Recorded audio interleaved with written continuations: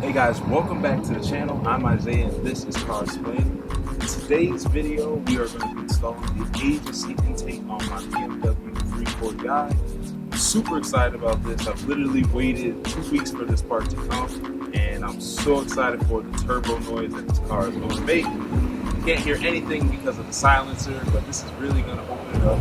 Maybe even add a couple of horsepower. So after we're finished, we're going to take it for a test drive, see what it sounds like, all wide open, and I'll let you guys be the judge of whether or not you want this part for your BMW. Let's dive into the video. Before we get started, if you guys could just take a second to hit the subscribe button, that would mean the absolute world to me. We grow this channel one sub at a time, and I need your help.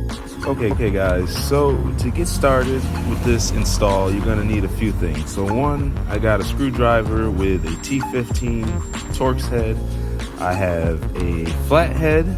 I also have a 6mm socket head here. And then I also have a 5/8. This says 3/4, but I meant to grab the 5/8 long socket here to do this install. You're also gonna need a ratchet, of course. So with all that being said, make sure you have these things, and let's go on ahead and get started. So let's first start by grabbing your screwdriver here, and let's get this MAF sensor off here. Should pop right out. Don't lose the screws. I'm notorious for losing screws on cars. Oh my gosh. Alright, that was simple. Comes right on out. Pull this MAF sensor out. Be careful with the MAF sensor. It is a pretty sensitive part of the car. Break that thing because they're really expensive. I'm going to switch to my flat head screwdriver. Alright, let's get this bracket off of here. Alright, that's about as far as it needs to go. Now it's disconnected. Now that this is disconnected, we can try and pull this airbox on out. Alright.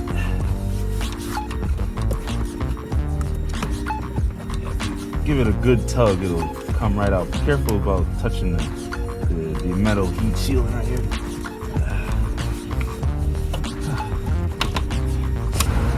Make sure you don't nick anything. Watch your fingers. Bam. Easy as pie. I'm gonna take this and set it over to the side. While we're in here, we can go ahead and take a look at that turbo there. That's real nice. Now our next step is to get a screw that is down in here. I don't know if you can see it down here, but in order to get the rest of the airbox off, we need to get this screw, and from other videos that I've seen, it seems like it's kind of a pain in the backside. So let's see what we can do here. So again, you're gonna want to get your 6mm socket for this one, and about to go at it with it. If you're able to loosen it up just enough, you might be able to get the clamp to move back so that it's easier to ratchet. But when you first start off, yeah, it's really problematic to get it off where it's sitting at normally. Well, at the cost of my 7mm socket head that has now been eaten by the car, I did get it loose, but now I need to buy a new socket head. So let's go on ahead and try and get this thing off here. Once you get to a certain point, you should just be able to hand it and loosen it, which is a lot easier. It should just pop right off.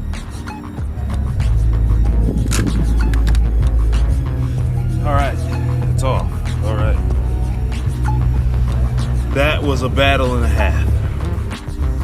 So the secret to getting this one off is when you finally get this part here loosened, you should take both your hands and try and reach in there and just pull it straight off. Because if you try and do it with one hand, it's not going to work. So do it with two hands. So I've got the 5/8 socket here now. So let's go ahead and put it on and get this thing off. This part here that I'm pulling off will be used to secure the heat shield for the air intake. So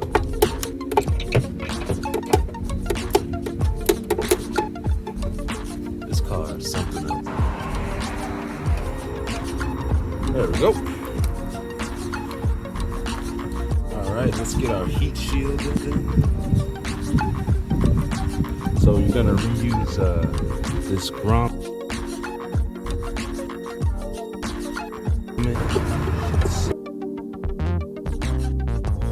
Slide right in.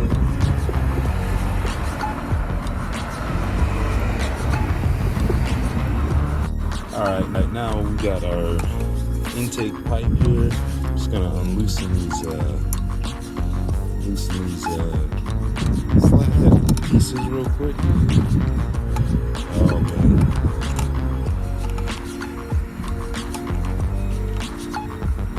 My flathead might be just a little bit too tiny, but you know what? We're gonna make it work. So I pulled this trim back a little bit because honestly, it's really getting in the way of this whole process. Like I said before, I'm really not happy with the fitment of this. It's pretty poor.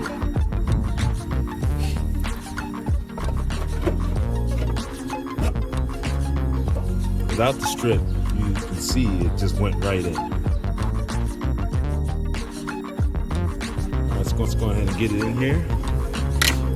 Also, make sure you put these screws in a place where when you try to come back across to screw them in, it's not a pain. But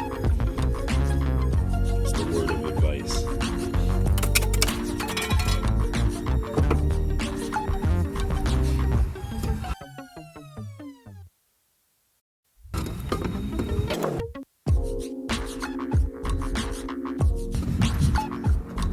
Alright, I think it's just about in here. It's been a fight, but I think we're almost there. Almost there.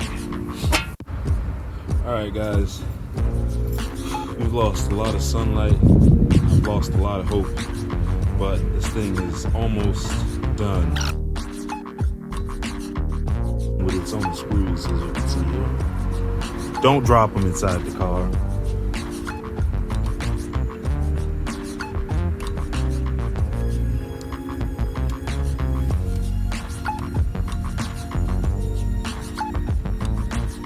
Don't let me drop them inside the car. Don't let me drop them inside the car. Don't let me drop them inside the car. Inside the car.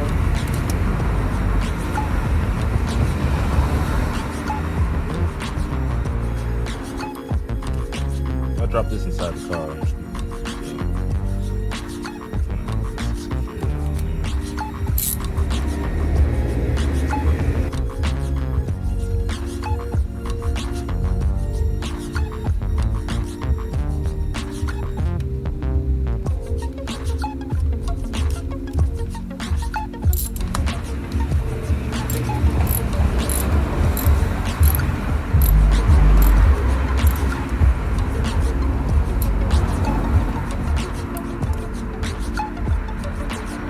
So here's the finished product, guys.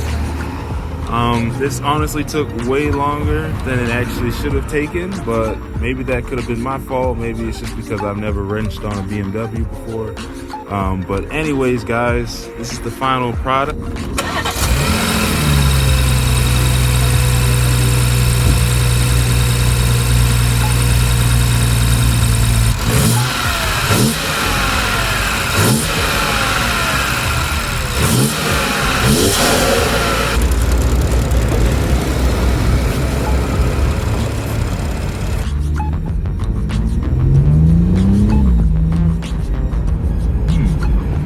Can't really hear that, but it definitely has a deeper, throatier tone to it for sure. Yeah, definitely much throatier. I like it. It's not as audible as the intake was on my Launcher Sport. It's still subtle, but you know, I mean, it's better than it was. But let's wait for the engine to warm up here, and then we're gonna do some full passes.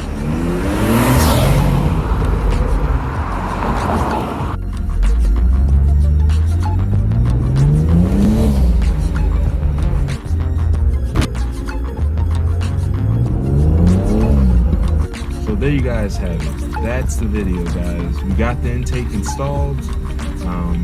We did some impressions and we did a quick little pull. Overall, this was kind of a pain to install because it just really didn't fit like OEM does, but nonetheless, when I heard the sounds it makes and when the turbo is wide open, it honestly makes the 3 to 4 hours that I just spent toiling away worth it. So I'll let you guys be the judge if you want to get the agency intake, guys. So with all that being said, we'll see you guys in the next video. Peace.